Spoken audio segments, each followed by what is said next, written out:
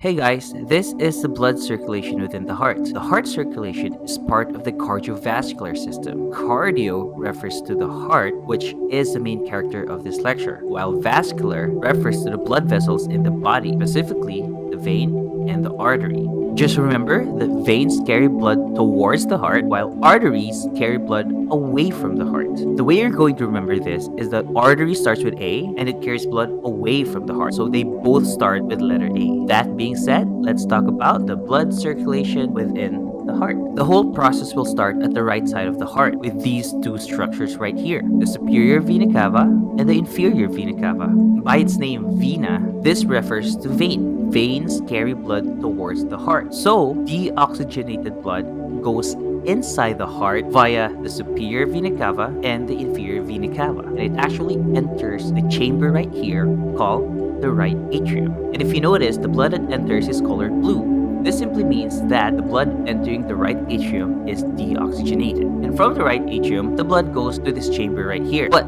it would pass this structure called the tricuspid valve. It's called tricuspid valve because this actually contains three cusps. And the way you're going to remember that the tricuspid valve is on the right side of the heart is that it kind of sounds like right. So tricuspid valve is found on the right side of the heart. And so when the blood passed by the tricuspid valve, the blood then enters this chamber right here called the right ventricle. And from the right ventricle, the blood then goes outside of the heart. But first, would pass by this structure right here called the pulmonary valve. From the pulmonary valve, the blood passes by these two blood vessels right here called the pulmonary artery. And by its name, it kind of gives it away what body part the blood goes to next. Pulmonary, yes, it goes to the lungs.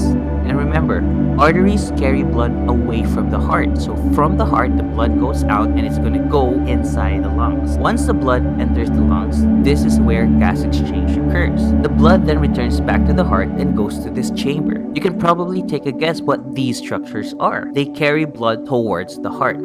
They're called the pulmonary veins.